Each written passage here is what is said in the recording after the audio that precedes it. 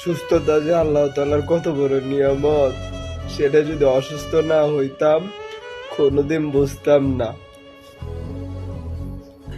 সুস্থ ছিলাম তাই অসুস্থতার কষ্ট বুঝতাম না। দেখতে দেখতে 18 সাল থেকে 26 সাল, প্রায় 8 বছরের ব্যবধান।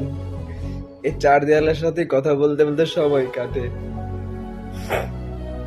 মানুষকে যখন ঘুরতে দেখি মোবাইলের ভিতরে, সবাইকে ভালো ভালো কাপড় পরে ঘুরে আর ঈদের আনন্দ করে, ফ্যামিলির সাথে আনন্দ করে, বন্ধু বান্ধবের সাথে আনন্দ করে, লেখাপড়া করছে, আমার ব্যথাটা না বুঝাইতে পারবো না। কষ্ট হয়।